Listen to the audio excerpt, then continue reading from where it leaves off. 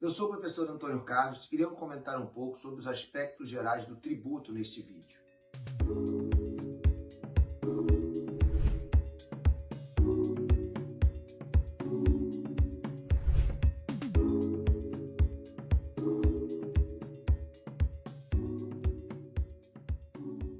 O tributo ele é definido no Código Tributário Nacional. Então, lá no artigo 3º do Código Tributário Nacional, ele é definido como: tributo é toda prestação pecuniária compulsória que não constitui sanção de ato ilícito, instituído em lei e cobrado mediante atividade administrativa plenamente vinculada. É importante que ele tem que ser expresso em moeda, em valores no Brasil, em reais. O que você tem que ter essa noção? Como ele é uma prestação compulsória, todos devem pagar. E também você tem que ter noção que ele não é o quê? Você paga em virtude de um ato ilícito, como fosse, por exemplo, uma multa. Então, o tributo ele deve ser pago quando surge o que a gente chama de fato gerador. Existe o fato gerador, nasce o tributo. O fato gerador é a situação definida em lei como necessário o suficiente para o quê? A ocorrência da obrigação principal. Então, vamos dar um exemplo. Num tributo sobre a propriedade, a pessoa que detém a propriedade vai ter esse fato gerador e ela vai ter que pagar um tributo sobre isso. Então, um exemplo clássico é o Imposto Predial Territorial Urbano, é mais comum ele ser chamado de IPTU. Ele é de competência municipal. Então, quem tem a propriedade deve pagar esse tributo. Outros tributos, quando surge a renda, como o imposto de renda, outros tributos quando tem a circulação da mercadoria, como o ICMS, né? Imposto de Circulação de Mercadorias e Serviços de Competência Estadual, surge o fato gerador, há o quê? A ocorrência do tributo. É muito importante você ter essa noção. Um outro ponto também que é importante é você ter uma noção que no ordenamento jurídico do nosso país, os entes, União, estados, né, estados-membros, que nós estamos falando, como estado como Paraná, estado como Santa Catarina, o Distrito Federal e os municípios, eles têm competência para tributar. É muito importante você ter uma noção que o Distrito Federal, ele não é dividido em municípios. Então, ele vai ter a competência do Estado e a competência dos tributos municipais para tributar. Tá legal? Então, essas entidades, esses entes, eles têm, de acordo com o quê? Com a Constituição, o poder de tributar. É claro que ele tem que seguir normas gerais. Existem tributos de competência estaduais, como o Imposto de Transmissão, Causa-Mortes e Doação, né? O ITCMD, que ele vai ter uma alíquota máxima. Então, existem estados que cobram alíquota máxima, existem estados que cobram uma alíquota, existem estados que cobram alíquota de forma progressiva, mas as regras gerais de todo o nosso sistema tributário nacional está na Constituição. Os tributos eles podem ser divididos em impostos, taxas e contribuições. Você tem que ter a noção que um imposto, quando ele é arrecadado, como por exemplo o IPVA, o Imposto sobre Propriedade de Veículos Automotores de competência estadual, ele não necessariamente é investido só em coisas ligadas ao carro, né, aos barcos. Ele pode ser usado para o quê? Pagamento de folha de funcionários, servidores. A taxa, você tem que ter o quê? A possibilidade de prestação de um serviço. Então, por exemplo, existe a taxa do bombeiro, taxa de limpeza urbana. Então, você paga essa taxa porque as pessoas podem ter à disposição esse serviço, porque o bombeiro você paga essa taxa, que a gente chama essa taxa do bombeiro, né? Porque você pode vir a ter um incêndio e todo o corpo de bombeiro, essa taxa de competência estadual, vai lá e vai o quê? Apagar o incêndio. Então, as contribuições, elas também têm um objetivo também, elas têm algumas características diferentes dos impostos, elas podem ser cobradas 90 dias após a publicação, e também os impostos, de acordo com o texto constitucional, eles têm alguma obrigatoriedade de distribuição, ou seja, quando você arrecada o seu imposto de renda, uma parcela do seu imposto de renda é obrigatoriamente destinada aos estados, aos municípios, porque lá no texto constitucional fala que eles vão receber 22,5% e 21,5%. Então isso vai para um fundo e depois é repartido por todos os estados e todos os municípios do Brasil. Então você tem que ter a noção que o nosso sistema tributário, de uma forma geral, está delineado na Constituição, mas os entes, né, União, estados, Distrito Federal e municípios, têm capacidade de tributar de acordo com os tributos que a Constituição diz para eles. Ok? Muito obrigado e conte sempre com a gente.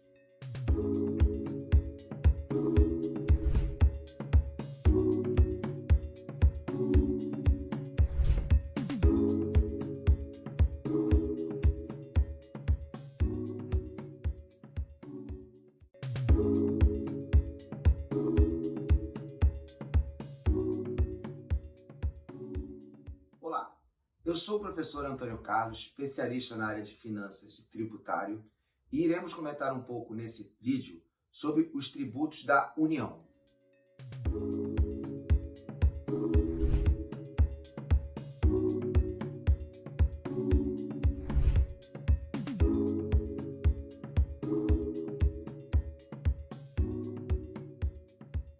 A União, assim como os outros entes, Estado, Distrito Federal e municípios, ela tem capacidade de tributar. E ela, lá na Constituição, existe um rol de tributos que ela pode tributar, como o imposto de renda, o imposto sobre produtos industrializados, mais conhecido como IPI, o ITR, imposto sobre territorial rural, a contribuição social sobre o lucro líquido, a contribuição de intervenção do domínio econômico, a CID, o PIS/COFINS, né? Além de outros tributos também, como o II, imposto de importação, imposto de exportação, o IE, o imposto sobre operações financeiras, o IOF.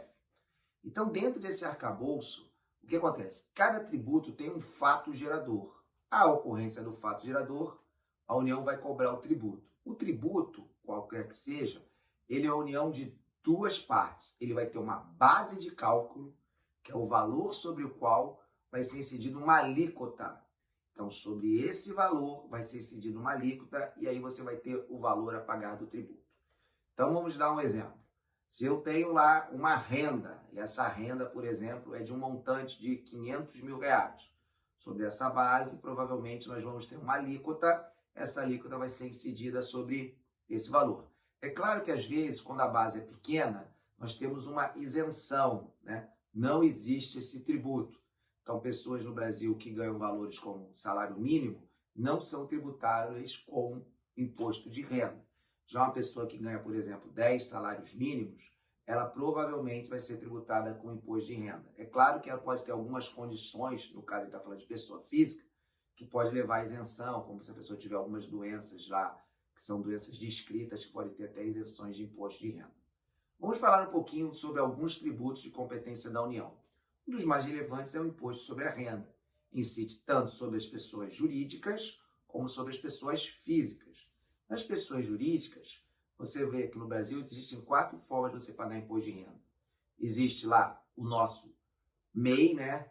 O microempreendedor individual, que basicamente ele é isento, ele não paga imposto de renda. Existe o Simples, geralmente são para aquelas empresas menores, né? Que existe uma alíquota menor frente à receita da empresa. Existe o lucro presumido, que qualquer empresa não pode ser lucro presumido. Um banco ele tem que fazer lucro real, que é a outra possibilidade. Mas empresas que faturam até um determinado montante, na ordem de 72 milhões de reais, elas podem optar por lucro presumido, desde que não seja obrigatório fazer lucro real. E as empresas maiores do Brasil, elas fazem lucro real. O lucro presumido, ele é o quê? Uma alíquota geralmente sobre a receita. Essas alíquotas estão lá delimitadas. Então, se a pessoa tiver um posto de gasolina, ele pode fazer lucro presumido? Pode, e vai existir uma alíquota lá em torno de 1,6%. Então, isso vai estar lá delimitado. Se a pessoa tiver consultoria, pode, mas a alíquota já é 32%. Então, você tem que ter uma noção dessas espécies de lucro. O imposto territorial rural, existe algumas características. Tem que ser uma área rural, então sobre aquela vai incidir um percentual. Então, cada tributo tem uma determinada característica. O imposto de importação, ele além de arrecadar, ele tem uma única característica de regulação, né? É muito mais a característica econômica. Às vezes, o Brasil está com um produto muito caro aqui, existe um imposto de exportação alto. Então, tem uma entre-safra de um produto, o preço dispara, e existe um imposto de importação. O governo pode baixar esse imposto. Você tem que ter noção que o imposto de importação, o imposto de exportação, o imposto sobre produtos industrializados, o IPI, que também é muito relevante na indústria, e o imposto sobre operações financeiras, IOF, eles podem ser reduzidos ou majorados por ato do chefe do Poder Executivo, no nosso caso, o presidente. Por quê?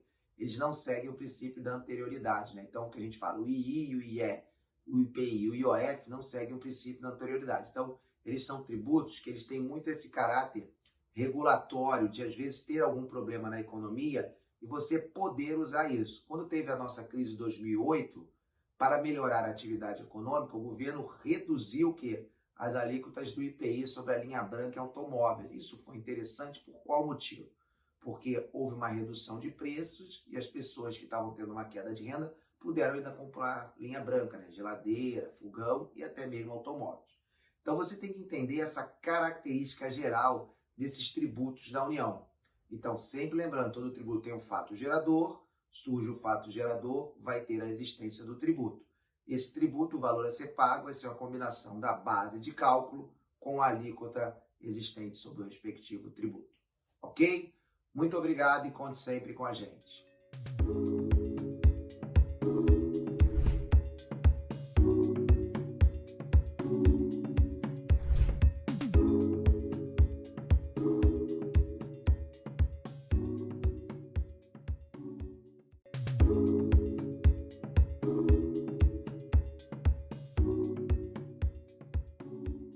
Olá, eu sou o professor Antônio Carlos, sou especialista na área de finanças e tributário. Iremos comentar um pouquinho agora sobre os impostos de competência estadual.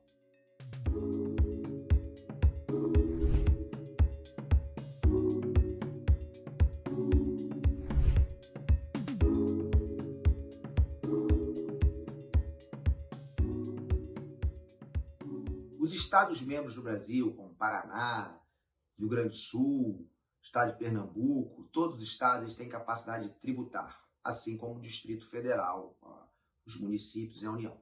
Só que os estados, de acordo com a Constituição, eles já têm o quê? Identificado quais são os tributos que ele pode tributar. Então, quais são os tributos de competência estadual? Nós temos o ICMS, nós temos o IPVA, o ICMS é o Imposto sobre Circulação de Mercadorias e Serviços, o IPVA é o Imposto sobre Propriedade de Veículos Automotores. Nós temos também o ITCMD, Imposto de Transmissão, Causa Mortes e Doação. Esses geralmente são os impostos mais relevantes no Estado. É claro que o Estado pode cobrar taxas, né, como a taxa do bombeiro, que é uma taxa que é cobrada em função de um futuro prestação de serviço que pode acontecer ou não, mas geralmente a maior parte da arrecadação dos estados é via ICMS, IPVA e o ITCMD. Vamos comentar um pouquinho sobre esses tributos, né? O ICMS é o tributo que mais arrecada no Brasil. É claro que você tem que entender que qual é o fato gerador do tributo. Isso é muito importante, é a circulação de mercadorias. Então, quando há uma venda, a mercadoria troca de titularidade, troca de propriedade, existe o fato gerador. Você também tem que ter uma noção que mesmo sem a pessoa receber aquele dinheiro, então se eu fizer uma venda em 90 dias, eu não vou pagar o tributo só 90 dias depois, porque lá a norma está dizendo lá na lei que de cada estado geralmente é 14 dias. Então, quem está vendendo, na verdade, vai ter que usar capital de giro próprio para antecipar esse tributo. Mesmo se houver inadimplência, é importante você ter essa noção que você vai ter que pagar o tributo. Por quê? Houve o fato gerador. Ah, mas quando o cara devolver a mercadoria, aí você vai ter que fazer o quê? Vai ter que ter um crédito desse tributo. No caso, a gente está falando de ICMS. Mas naquele fato, houve o fato gerador, tem que pagar o tributo. É muito importante você compreender isso. Às vezes o tributo sai de uma empresa e vai para a mesma empresa. Não é porque circulou a mercadoria, nesse caso, porque não houve troca de titularidade. A empresa está tirando da fábrica e está levando para um galpão dela. Então não há o ICMS nesse caso. Geralmente o ICMS necessita essa troca de titularidade. Tá legal? Existem muitas regras específicas em cada estado, porque você vai ter 27 legislações de ICMS. Também tem as operações interestaduais. Então, às vezes, você vende para um lugar e esse lugar vai vender para outro. Então, tem algumas regras. Então, é muito interessante você saber. Outro aspecto também é que o ICMS é um imposto que não cumulativo. Então, quando você compra uma mercadoria, você se credita do ICMS. Quando você vende, você tem que pagar. O que acontece? Você vai fazer o quê? A diferença entre o que você teve que pagar nessa venda com o que você comprou. E só vai o quê? pagar essa diferença, é um imposto não cumulativo. Então, se eu compro madeira e vendo móveis, o que vai acontecer? Se eu comprei lá madeira e teve um crédito de 100 de ICMS, eu vendi meus móveis e eu vou ter que pagar 300, na verdade, eu só vou pagar 200, porque desses 300 eu vou bater os 100. Outro tributo que é muito utilizado também pelos estados é o IPVA. Ele é mais simples porque, caso a pessoa física ou pessoa jurídica detém lá a propriedade de um veículo, por exemplo, ela terá aqui o quê? Que pagar esse IPVA sobre esse veículo. Então, às vezes, o que acontece? Qual é o lugar do veículo? Geralmente é o lugar onde o veículo é emplacado. Então, lá você vai ter lá que pagar para aquele estado aquele IPVA. Então, tem que ver isso porque cada estado pode ter até uma alíquota de IPVA. Às vezes, um estado tem uma alíquota um pouco menor, inclusive algumas empresas, às vezes da área de locação de automóveis, concentra muito dos seus carros num lugar. Um outro também tributo que também é muito importante é o ITCMD.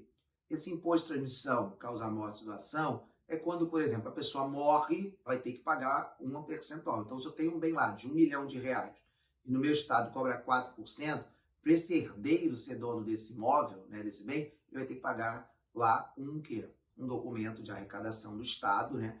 Pode ser qualquer estado, tem estado que cobra 8, tem estado que cobra 4, né? Geralmente é de 4 a 8, tem o estado que cobra regressivo. O que é regressivo? Ah, se o bem for até 200 mil, cobro 4, mas se for mais de 5 milhões, cobro 6%. Lá na Constituição está limitado até um máximo de 8%, ok? Então vocês têm que ter essa noção que isso pode acontecer, de ter um estado que cobra o quê? Um imposto de transmissão, causa mortes e doação maior do que outro, porque ele legislou dessa forma, ok? Muito obrigado e conte sempre com a gente.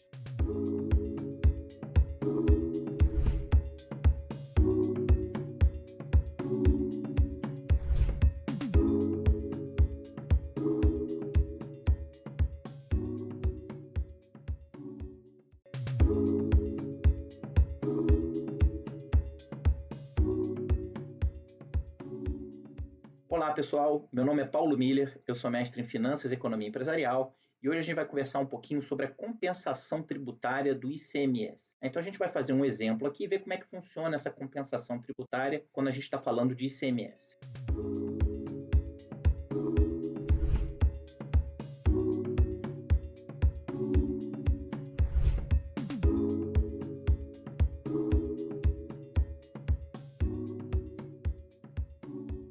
Então, imagina um lojista, por exemplo, que vai comprar um produto para revender. Digamos que esse produto, ele vai pagar um preço por esse produto, e a gente vai chamar esse preço que ele pagou por esse produto, que ele vai revender, de PC, preço de compra. Então, ele vai comprar esse produto pagando PC, e nesse preço que ele pagou, tem duas parcelas ali. Uma parcela que ele efetivamente está indo para o vendedor, e a outra parcela que está indo para o governo, que é o ICMS. Então, tem duas parcelas ali. Para eu calcular qual é a parcela desse preço de compra que serviu como ICMS, basta eu aplicar a alíquota do ICMS, que aqui a gente vai representar pela letra I maiúsculo por cento, eu aplico essa alíquota em cima do preço de compra. Então, eu vou ter que o imposto que está embutido nesse preço que ele pagou vai ser I por cento vezes PC. Legal? Então, ele pagou, remunerou o vendedor e pagou o imposto. Esse imposto que ele pagou é o que vai servir depois que ele vai poder compensar na hora que ele for revender o produto. Bom, então vamos guardar aqui o imposto que ele pagou, I por cento PC, e vamos ver agora a operação de venda dele, quando ele vai fazer o lucro dele. Então, esse comerciante, ele vai estabelecer uma margem de lucro que ele quer operar. E a gente vai chamar essa margem de lucro de ML por cento. Então, se ele vai obter um lucro de ML por cento, o preço da nota fiscal, o preço que efetivamente ele vai estar vendendo ali aquela mercadoria vai ser PC, que é o preço que ele pagou, a base onde ele vai calcular a margem de lucro dele, multiplicado por 1 mais ML por cento. Então, esse é o valor da nota fiscal, esse é o valor que ele vai receber. Bom, mas o valor da nota fiscal não é efetivamente o quanto o comprador vai pagar. Né? É o que o vendedor vai receber, mas não é o que o comprador vai pagar, porque o comprador também vai pagar imposto em cima disso daí. Como é que vai funcionar, então, para a gente calcular o preço final sem compensação? Vamos esquecer a compensação um pouquinho.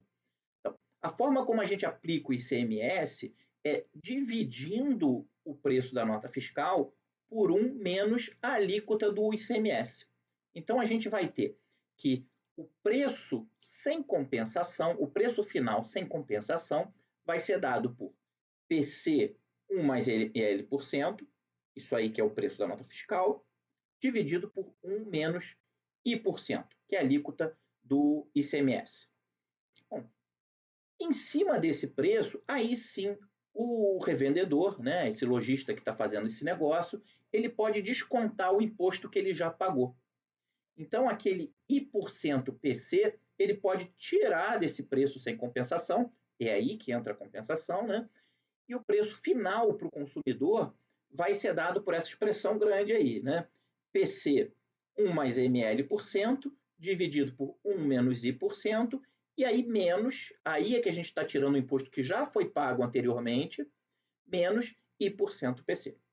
Legal? Então, essa fórmula grande aí é a fórmula que dá para a gente aí qual é o preço final para o consumidor depois da compensação tributária do ICMS, né? Depois que o revendedor tira do preço final do produto aquilo que ele já pagou de imposto para o governo. Vamos para um exemplo numérico agora, né? Vamos imaginar que o preço de compra aqui no nosso caso foi de R$5.000, PC igual a 5.000. Vamos imaginar também que a margem de lucro que o revendedor quer operar é de 30%. A alíquota do ICMS a gente vai assumir que é 18%. Então, são os três valores que a gente tem. O preço que o lojista lá comprou o produto que ele vai revender, a margem de lucro que ele quer oferir, que é de 30%, e a alíquota do ICMS, que é 18%. Se a gente substituir todos esses valores na fórmula que a gente acabou de ver para o preço final para o consumidor, o que a gente vai ter? Então, a gente vai ter no lugar de PC 5.000, que multiplica 1 mais 30%, dividido por 1 menos 18%, e aí eu vou tirar menos 18% vezes 5.000. Fazendo essa conta, a gente vai chegar no valor de R$ 7.026,83. Esse é o preço final para o consumidor. Então, repara, o lojista, né, o revendedor, comprou por 5.000 e o preço final para o consumidor vai ser R$ 7.026,83. Né? Aí já está embutido a margem de lucro do revendedor e o ICMS. Tá? Repara que a compensação tributária ela reduz bastante esse valor. Né? Se a gente for fazer a conta, né, com a fórmula logo acima, né, sem a compensação, a gente só teria a primeira parte da fórmula, a gente não estaria deduzindo a compensação tributária, o valor que a gente vai obter vai ser de R$ 7.926,83, ou seja, o produto ficaria R$ 900 mais caro. Né? E é justamente isso daí que é o preço, que é o imposto que o revendedor já tinha pago quando ele adquiriu a mercadoria para revender. Bom, pessoal, eu espero que vocês tenham entendido, espero que vocês tenham gostado. Desejo a todos aí uma excelente continuação de estudos e um grande abraço.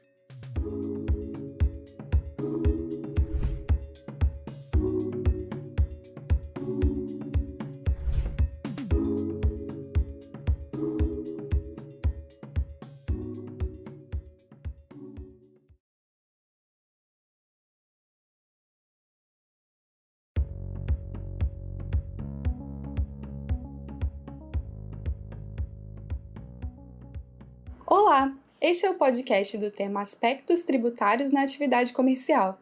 E hoje, como convidado, nós temos o professor Antônio Carlos Magalhães, especialista em finanças e doutor em engenharia de produção. Seja muito bem-vindo, professor. Eu queria começar o nosso podcast com a seguinte questão. Você pode explicar o conceito de tributo e as suas espécies? O tributo é definido na Lei 5172, uma lei mais conhecida como Código Tributário Nacional, o nosso CTN.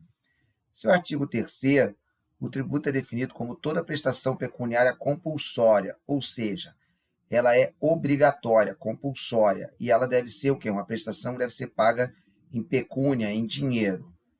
Ela pode ser paga em moeda ou cujo valor nela se pode exprimir. Quer dizer, a nossa moeda nacional, no caso em reais, ou cujo valor nela se pode exprimir, que não constitui sanção de ato ilícito. Então, isso é muito importante. Quando você paga um tributo, ele não é a sanção de ato ilícito. Aconteceu um fato, que nós vamos comentar, que se chama fato gerador, e surge, nesse caso, de acordo com o dispositivo legal, a ocorrência do tributo. Ele deve ser instituído em lei, então é necessário que haja lei. Então, por exemplo, uma resolução uma norma infralegal não pode criar o tributo. Há necessidade de uma lei. E é cobrado mediante atividade administrativa, né? Geralmente as fiscalizações plenamente vinculada. Por que é importante? Porque não há o caráter de discricionariedade. Você não tem a pessoa que está lá na atividade administrativa, ela é obrigada a fazer aquilo. Ela não pode falar, eu vou fazer para fulano A e não vou fazer para fulano B. É obrigatório. O tributo tem algumas espécies. Nós temos os impostos, nós temos as taxas e nós temos as contribuições. Os impostos, que são a grande maioria dos tributos, imposto de renda, de competência da União, imposto de circulação de mercadoria e de serviço, o famoso ICMS, competência dos estados, o IPTU, Imposto Preditorial Territorial Urbano de competência do município, eles são o quê? A grande fonte de arrecadação. É necessário cobrar o tributo para que você o quê? Pague os gastos que o Estado tem. O Estado tem gasto com segurança, o Estado tem gasto com educação, tem gasto com saúde. Então, isso é muito importante você ter essa noção. Por quê? A arrecadação do tributo, por exemplo, do IPVA nos estados, não necessariamente é para consertar a rua, lei de trânsito. Ele pode ser, por exemplo, para pagar a folha de pagamento. Nós temos o quê? As taxas, né, que são geralmente cobradas de futuros, o quê? Serviços que são colocados à disposição, ou seja, às vezes o contribuinte não vai usar, mas é colocado à disposição. Então, taxa de iluminação pública, nós temos a taxa de coleta de lixo, então isso são exemplos de taxa. E nós também temos algumas contribuições, foram usadas principalmente pós-94, como contribuições sociais, né, contribuição social sobre o lucro líquido, contribuição sobre intervenção do domínio econômico. Essas contribuições, elas geralmente vão todas para a União. Ah, professor, mas o imposto de renda vai todo para a União? Não, a União arrecada, mas ela deve distribuir uma parte com estados e municípios de acordo com o nosso texto constitucional. É muito importante você ter essa noção que, apesar do tributo às vezes ser cobrado pela União, os recursos todos eles não vão para a União, é dividido com estados e municípios. Às vezes um tributo é cobrado pelo Estado e também é dividido com municípios, como o IPVA, que é dividido também às vezes com o município em que é emplacado o cargo. Certo, professor. Agora eu queria perguntar quais são os entes tributários no Brasil. Você pode exemplificar tributos que podem ser implementados por esses entes? O nosso texto constitucional permitiu que os diversos entes existentes no nosso país possam cobrar tributos. Quais são esses entes? A União, que é a esfera federal, os estados, né, que são os estados-membros, estados como Paraná, Pernambuco, estado do Amazonas e os demais estados, o Distrito Federal e os municípios. Só lembrando que o Distrito Federal, como ele não pode ser dividido em municípios, ele também terá o quê? A competência de exigir os tributos de competência municipal. Então, esses entes, União, Estados, Distrito Federal e municípios, eles são os entes tributários que são o quê? De acordo com o texto constitucional, possíveis de tributar. Então, o texto constitucional delimitou quais são o quê? Cada tributo para cada ente. Então, vamos dar alguns exemplos aqui. O imposto de renda, ele é de competência federal, da União. Então, você vai ver que vai ter um imposto de renda para pessoa física, um imposto de renda para pessoa jurídica, mas todos são cobrados pela União. A União também tem outros impostos, como o imposto sobre produtos industrializados, né, muito cobrado na indústria, o ITR, algumas contribuições, como contribuição social sobre o lucro líquido, contribuição sobre intervenção do domínio econômico, PIS, COFINS. Então, você tem que entender que a União vai ser responsável por esse tributo. Lembrando que cada tributo ele surge com o quê? Com um fato gerador, que é a situação definida em lei como necessária para ocorrência da obrigação principal. Surge o tributo, então a necessidade o quê? Do indivíduo contribuinte pagar esse tributo. Na esfera estadual, aí também o Distrito Federal entra, nós temos o quê? O ICMS, né, que é um dos maiores tributos em termos de arrecadação do Brasil. Então, no Brasil, nós temos 27 legislações de ICMS. É claro que elas têm que estar em linha com a Constituição Federal. Então, a Constituição Federal delimita as regras gerais e os estados vão legislar. Então, nós temos o ICMS, que é sobre a circulação de mercadorias e serviços. Nós temos também o quê? Nós temos também o IPVA, né, Imposto sobre Propriedade de Veículos Automotores, e nós também temos o ITCMD, Imposto de Transmissão, Causa Morte e Doação. Quando a pessoa morre, a pessoa faz uma doação, existe um fato gerador e é necessário que os seus herdeiros, né, paguem isso, ou quem está doando pague esse imposto. Claro que existem casos de isenções, né? Cada estado vai legislar sobre isso. E por último, mas não menos importante, os tributos de competência municipal, como o ISS, Imposto sobre Serviço, o IPTU. Então, se a pessoa tem uma propriedade territorial urbana, ela vai chegar lá e ela deve pagar um percentual a título de IPTU anualmente. Então, geralmente, esses são os tributos mais relevantes dentro do nosso ordenamento jurídico entre os entes, né? União, estados, Distrito Federal e municípios. Certo, professor. Agora eu queria pedir para você comentar as principais características do imposto de renda. O imposto de renda é um tributo de competência federal, ou seja, a União irá ditar as normas desse tributo. Você tem que ter uma noção que esse tributo ele tem uma característica fiscal, ele é meramente arrecadatório, diferente às vezes do imposto de importação, o IPI, que às vezes tem uma característica de regulação econômica. Às vezes você aumenta uma alíquota de importação, reduz uma alíquota de importação em função de características de mercado. Mas no imposto de renda, essa característica é meramente fiscal. Você também tem que ter uma noção que o imposto de renda ele segue o princípio da progressividade. Qual é a ideia? Quanto maior capacidade econômica do contribuinte, maior a alíquota que ele deve pagar. Por isso que, geralmente, quanto maior a renda dele, maior a alíquota que ele vai pagar. São critérios da generalidade, da universalidade e da progressividade. Qual é a ideia? As alíquotas são maiores em função de uma capacidade contributiva maior. Ou seja, as pessoas que têm maior renda devem pagar mais. Inclusive, no imposto de renda, geralmente há uma isenção até um determinado limite. Então, por exemplo, uma pessoa que ganha salário mínimo no Brasil, ela não paga imposto sobre a renda. A generalidade é no sentido que toda pessoa física, jurídica, né, independente de sexo, origem, nacionalidade, ela deve pagar. Ou seja, é um caráter geral. Então, isso é muito importante você ter essa noção, que todas as pessoas, independente de serem pessoas físicas, jurídicas, desde que ela incorra no fato gerador do imposto de renda, elas devem pagar. E universalidade é no sentido que todo tipo de renda, né, ou acréscimo patrimonial, independente da origem lícita ou não, ela deve pagar. Proveniente do Brasil ou do exterior, ela deve pagar imposto de renda. Aqui eu dou até como exemplo um caso do Al Capone, que ele foi preso nos Estados Unidos em função que era proibido bebidas, né? Ele não foi preso porque ele traficava bebida, ele foi preso porque ele teve um acréscimo patrimonial e ele não pagava imposto de renda sobre isso. Então, no Brasil, esse princípio da universalidade é muito importante, ou seja, pessoas que mesmo façam atividades ilícitas, elas devem pagar imposto de renda, por causa do princípio da universalidade, esse critério norteador. Você também tem que ter noção que o nosso imposto de renda vai ser pago por pessoas físicas, né? Então, cada pessoa física tem um número na receita, que é o nosso CPF, e também sobre as pessoas jurídicas, que no Brasil nós temos o CNPJ.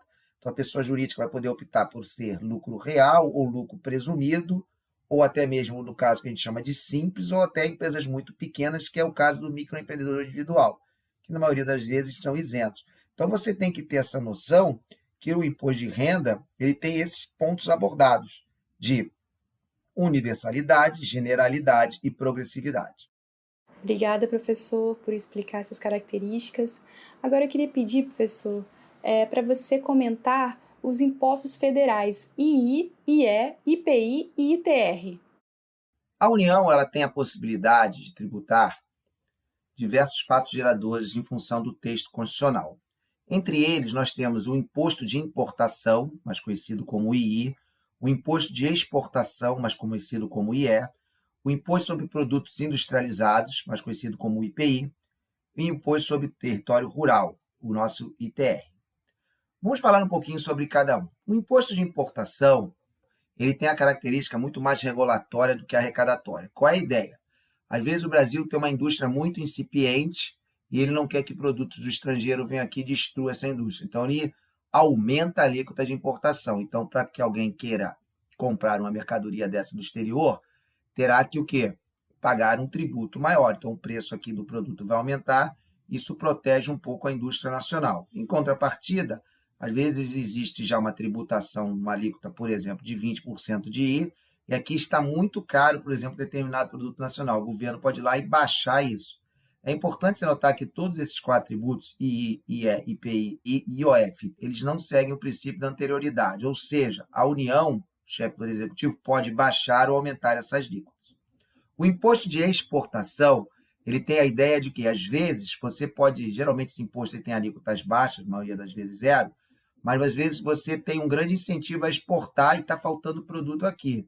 Então, às vezes, o governo pode aumentar esse imposto para que a pessoa que produz esse produto venda no mercado nacional. Então, é muito importante você ter essa noção. Já o imposto sobre produtos industrializados, ele incide sobre o quê? Sobre, no caso, produtos da indústria, geralmente. Então, quando a indústria vende esse produto, ele vai ser incidido sobre essa transação.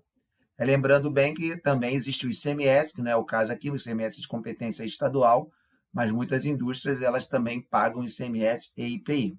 O imposto territorial rural, geralmente ele tem o objetivo de combater o latifúndio. Então, a União vai tributar muito fortemente terras improdutivas. Por quê? Qual é a ideia?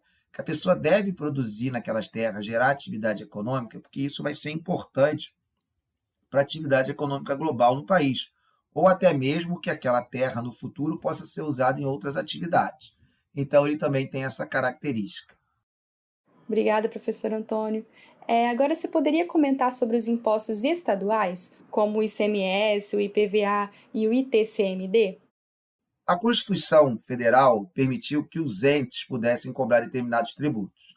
Em relação aos estados, membros do Estado e Distrito Federal, no caso do Distrito Federal, ele também tem a competência dos tributos municipais. Mas nos estados membros, eles podem cobrar alguns tributos. Entre eles, os principais são o Imposto sobre Circulação de Mercadorias e Serviços, o ICMS, o Imposto sobre Propriedade de Veículos Automotores, mais conhecido como IPCA, o Imposto de Transmissão, Causa-Mortes e Doação, o ITCMD. Vamos falar um pouquinho sobre esses impostos.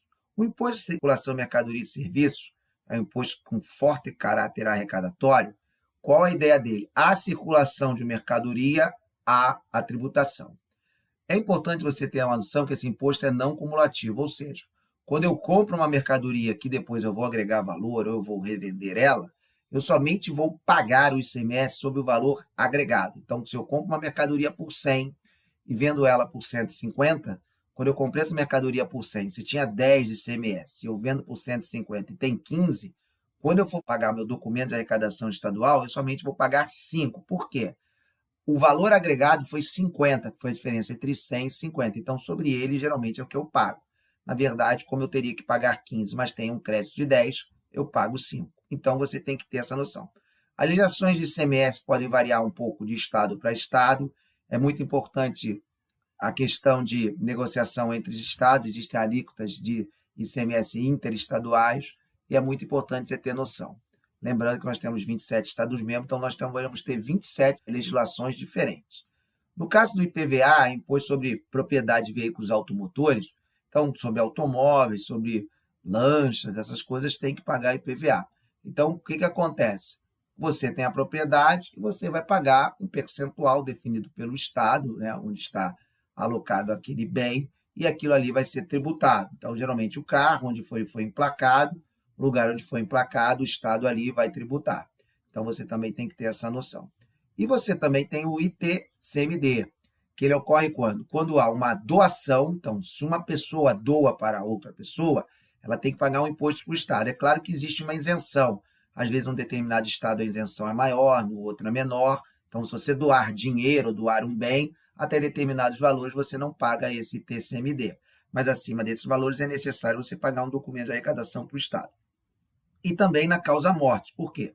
Quando há o falecimento e os herdeiros vão ter aquele bem, o Estado cobra. No Brasil, a alíquota de causa-morte é de 4% a 8%. Alguns estados cobram 8%, outros cobram 4%, outros cobram alíquota progressiva. Então, você tem que ter essa noção desse tributo de competência estadual. Certo, professor. Bem, caminhando agora para o nosso final do podcast, eu queria fazer a nossa última pergunta, que é pedir para você comentar sobre os impostos municipais, o ISS, o IPTU e o ITBI. O município, assim como os demais entes, como União, Estado, Distrito Federal, ele tem capacidade de tributar. Entre os principais tributos que ele pode cobrar, nós temos o Imposto sobre Serviço, ISS, o Imposto Predial Territorial Urbano, IPTU, e nós temos o imposto sobre transmissões de bens imóveis. Vamos comentar um pouquinho sobre esses tributos.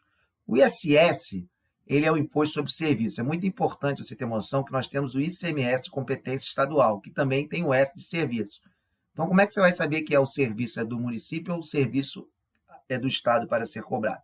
Existe uma lei complementar, que ela define quais são os serviços que o município cobra. Então, é importante você ter noção dessa lei, porque o prestador de serviço vai ter que ter noção se ele vai pagar ISS ou vai pagar ICMS. Então, os serviços estão definidos nessa lei complementar, que é uma lei complementar de característica nacional, e todos os municípios devem se adequar a ela para cobrar o respectivo ICMS. Ao fato gerador, à prestação de serviço, vai ocorrer o ISS.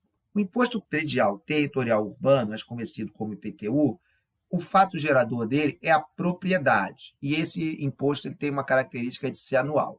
Então, o município, em função das características, ele concede isenção. Então, às vezes, o município concede uma isenção para imóveis de pequeno valor, imóveis, às vezes, em regiões que não são boas regiões, então a pessoa não paga IPTU. Inclusive, uma das coisas que a pessoa tem que compreender é que o pagamento de IPTU até indica que aquele terreno, aquela estrutura está regularizada, né? Porque, geralmente, quando a pessoa não paga IPTU, aquela propriedade não está regularizada. Então, vai incidir uma alíquota, essa alíquota também pode ser progressiva, lugares de renda mais alta podem pagar uma alíquota maior, e aí esses recursos vão ser para o município onde está localizado a propriedade daquele imóvel. E por último, mas não menos importante, nós temos o imposto de transmissão de bens imóveis. O que é isso? Quando existe uma venda de um imóvel, então um imóvel está avaliado lá em R$500 mil, uma pessoa compra aquele imóvel, o que vai acontecer? Para haver a mudança de propriedade, o cartório vai exigir que seja o quê? Demonstrado o pagamento do ITBI. Porque o ITBI é o imposto que ocorre quando há essa transferência de propriedade de um imóvel de uma pessoa A para o imóvel de uma pessoa B. E o município onde existe aquele imóvel receberá esse ITBI. É muito importante você ter uma noção que ele acontece sobre bens imóveis, né? Então, bens móveis, como geladeira, carros, aí não existe ITBI, ok? Professor Antônio, muito obrigada por participar com a gente aqui do podcast. Queria agradecer também a todos os alunos que nos acompanharam até aqui e até a próxima.